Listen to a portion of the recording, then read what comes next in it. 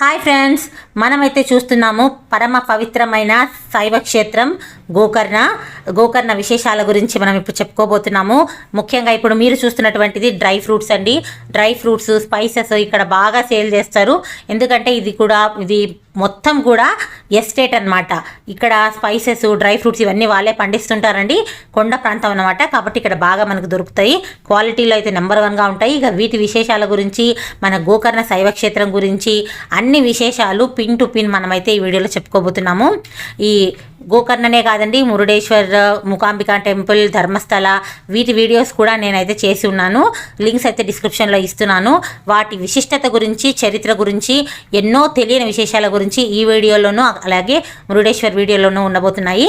Links అయితే డిస్క్రిప్షన్లో ఇచ్చాను, దయచేసి చూడండి. ఈ వీడియో నచ్చినట్టయితే ఒక లైక్ చేయండి, అలాగే ఛానల్ని సబ్స్క్రైబ్ చేయండి, మీ ఫ్రెండ్స్ అండ్ రిలేటివ్స్కు షేర్ చేయండి. మేమైతే కర్ణాటక మీదుగా వెళ్తున్నామండి. ఇక్కడ ముఖ్యంగా బళ్ళారిలో అయితే మేము ఆగాము. బళ్ళారిలో బ్రేక్ఫాస్ట్ చేసాము.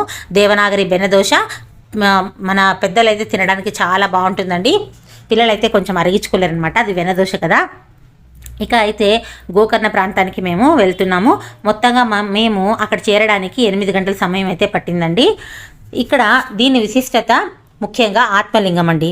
పరమ పవిత్రుడైన ఆ పరమ శివుడు ఆత్మలింగం రూపంలో మన భూమిపైన వెలిసాడు కాబట్టి ఈ క్షేత్రానికి అంత పేరైతే వచ్చింది. దీని కథ గురించి పూర్తి స్థాయిలో నేను మురుడేశ్వర్ వీడియోలో చెప్పాను, లింక్ డిస్క్రిప్షన్లో ఉంది చూడండి. అలాగే సంక్షిప్తంగా అయితే ఇప్పుడు చెప్పబోతున్నానండి. రావణాసురుడు తన తల్లి కోరిక మేరకు పరమశివుడిని మెప్పించి ఆత్మలింగాన్ని అయితే పొందుతాడండి. కానీ మహాశివుడు ఆత్మలింగాన్ని ఎట్టి పరిస్థితుల్లో భూమిపైన పెట్టరాదు అని చెప్పి నియమం అయితే పెడతాడు. సరే అని చెప్పి ఆత్మలింగం తీసుకొని మన రావణాసురుడు శివలింగాన్ని తీసుకొని ఇక్కడ గోకర్ణ ప్రాంతం మీదుగా వెళ్తూ ఉంటాడండి. అరేబియన్ మహాసముద్రం మీదుగా అనమాట శ్రీలంకకు వెళ్తూ ఉంటాడు. కానీ ఇక్కడ గోకర్ణ ప్రాంతంకి వచ్చిన తర్వాత విష్ణు మాయ ద్వారా విష్ణు చక్రము సూర్యుడికి అడ్డుపడి ముందుగానే సంధ్యావందనం అయితే అయిపోతుందండి. సంధ్యా సమయం అయిపోతుంది. సంధ్యావందనం చేసుకోవడానికని ఈ రావణాసురుడు ఈ లింగాన్ని ఎక్కడ పెట్టాలని ఆలోచిస్తుండగా మన వినాయకుడు ఒక బాలుడి రూపంలో అక్కడికి వస్తాడు. రావణాసురుడు అతన్ని చూసి, ఓ బాలక, ఈ లింగాన్ని నువ్వు పట్టుకో, ఎట్టి పరిస్థితుల్లో భూమికి తాకిచ్చరాదు, నేను వచ్చేదాకా దీన్ని పట్టుకో అని చెప్తాడు. కానీ ఆ బాలుడు, నేను 3 కౌంట్ చేస్తాను, ఆ లోపే నువ్వు వచ్చేసేయాలి, లేదంటే దీన్ని భూమిపైన పెట్టేస్తాడని చెప్పి దబదబా 1, 2, 3 అని కౌంట్ చేసి ఈ ఆత్మలింగాన్ని భూమిపైన అయితే పెడతాడండి. గురుత్వాకర్షణ శక్తి ద్వారా, గ్రావిటేషనల్ పవర్ ద్వారా ఆత్మలింగం అనేది భూమిలోకి వెళ్ళిపోతుందన్నమాట. ఇక ఆత్మలింగం ఎంత లాగినా కూడా రాదండి. తన శక్తిని అంతా పెట్టి రావణాసురుడు ఆత్మలింగాన్ని గట్టిగా లాగుతాడనమాట.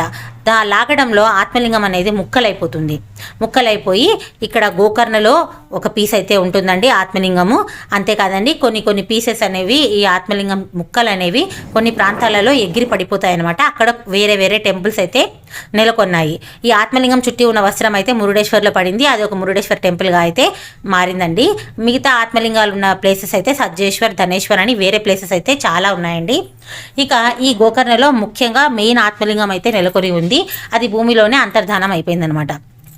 మనం టెంపుల్లోకి వెళ్ళిన తర్వాత ఆత్మలింగాన్ని మనము చూడలేమండి. అక్కడ జస్ట్ ఒక హోల్ మాదిరి ఉంటుంది, కానీ మనం తాకవచ్చు.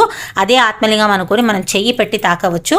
ఇక ఈ గోకర్ణలో దీనికి గోకర్ణ అని ఎందుకు పేరు వచ్చిందంటే, ఆత్మలింగం పెకలించే క్రమంలో కొన్ని ముక్కలు అయితే వచ్చేసాయి కదా, లింగం ముక్కలు అయిపోయింది కదా, అందులో ఒక పెద్ద ముక్క మన ఆవు యొక్క చెవి భాగంలా ఉంటుందండి షేప్. అందుకే ఈ గోకర్ణ, గో అంటే గోవు, కర్ణ అంటే చెవి, గోవు చెవిలాగా ఉన్న ఆత్మలింగం ఇక్కడ నెలకొని ఉంది కాబట్టి దీనికి గోకర్ణ అని అయితే పేరు వచ్చేసిందండి. ఈ టెంపుల్లో ఫారినర్స్ని అలౌ చేయరండి. అంతేకాదు ఇక్కడ ప్రాంతంలో అన్ని టెంపుల్స్లో కూడా మగవాళ్ళు షర్ట్ అలాగే బనియన్ తీసేసి ఉండాల్సి ఉంటుంది. ఈ వీడియో నచ్చినట్టయితే ప్లీజ్ లైక్ చేయండి, సబ్స్క్రైబ్ చేయండి. Thank you.